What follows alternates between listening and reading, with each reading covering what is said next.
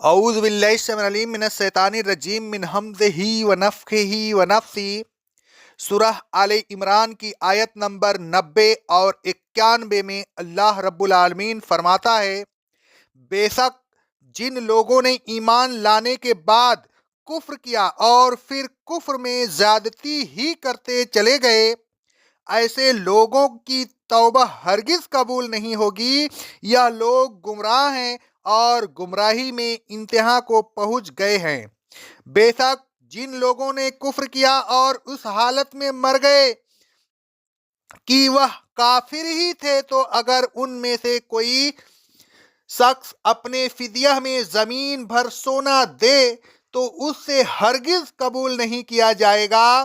ایسے لوگوں کے لیے دردناک عذاب ہوگا اور ان کا کوئی مددگار نہیں ہوگا۔ اوپر اللہ تبارک و تعالیٰ نے فرمایا تھا کہ جو شخص ایمان لانے کے بعد کفر کرے اور کفر کرنے کے بعد پھر توبہ کر لے اور اپنی اصلاح کر لے تو اللہ تبارک و تعالیٰ اس کی توبہ قبول کر لیتا ہے اور اس کو معاف کر دیتا ہے۔ ان آیات میں اللہ تبارک و تعالیٰ فرماتا ہے، ان الذین کفروا بعد ایمانہم ثم ازدادوا کفرا لن تقبل توبتہم۔ جو لوگ ایمان لانے کے بعد کفر کریں اور کفر میں مسلسل زیادتی کرتے رہیں تو ایسے لوگ اگر توبہ بھی کریں تو ان کی توبہ ہرگز قبول نہیں ہوگی۔ اللہ تبارک و تعالیٰ فرماتا ہے سورہ النساء کی آیت نمبر 17 اور 18 میں، اللہ کے ذمہ تو توبہ قبول کرنا تو انہی لوگوں کے لیے ہے جو نادانی سے کوئی برا کام کر بیٹھتے ہیں اور پھر بہت جلد توبہ کر لیتے ہیں۔ اللہ ایسے ہی لوگوں کی توبہ قبول فرماتا ہے اور وہ بڑے علم والا، بڑی حکمت والا ہے۔ اللہ ایسے لوگوں کی توبہ قبول نہیں فرماتا جو مسلسل برے کام کرتے رہتے ہیں، یہاں تک کہ جب ان میں سے کسی کو موت آنے لگتی ہے تو کہتا ہے، اے اللہ اب میں ان برے کاموں سے توبہ کرتا ہوں، اور اللہ ان لوگوں کی توبہ بھی قبول نہیں فرماتا جو کفر کی حالت میں مر رہے ہوتے ہیں۔ ان سب لوگوں کے لیے اللہ نے دردناک عذاب تیار کر رکھا ہے۔ ان آیات سے معلوم ہوا کہ توبہ فوراً کر لینی چاہیے۔ ایسا نہیں ہونا چاہیے کہ ساری زندگی کفر یا اور کوئی گناہ کرتا رہے اور موت کے وقت توبہ کر لے تو ایسی حالت میں توبہ قبول نہیں ہوگی۔ وَأُولَئِكَ هُمُ الضَّالُّونَ، یہ لوگ گمراہ ہیں اور گمراہی میں انتہا کو پہنچ گئے ہیں۔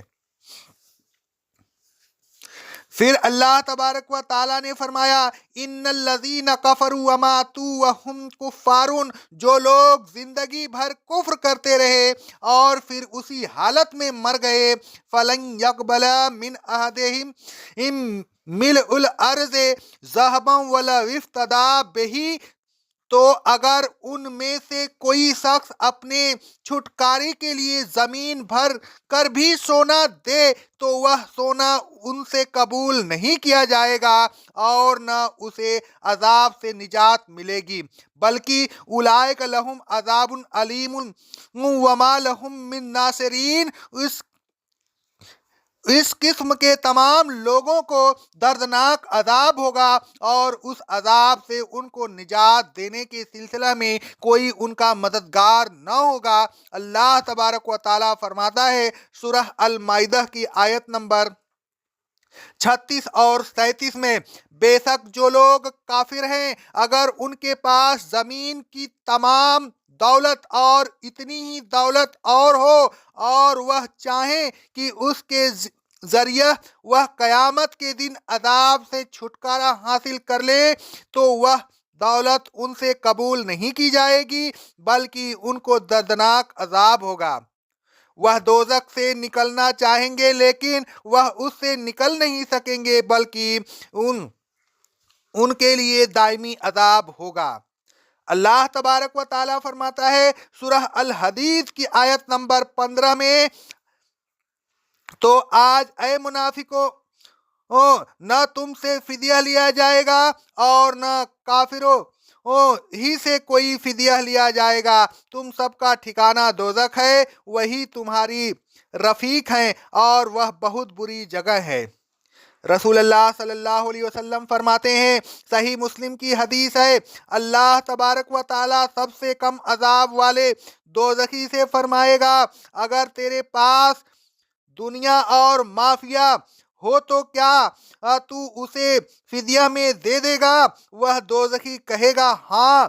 اللہ تبارک و تعالیٰ فرمائے گا، میں نے تو تجھ سے جب تو جسم انسانی میں تھا اس سے زیادہ آسان بات کا مطالبہ کیا تھا کہ شرک نہ کرنا، اگر تو نے شرک نہیں کیا تو میں تجھ کو دوزخ میں داخل نہیں کروں گا، لیکن تو نہ مانا اور شرک کرتا رہا۔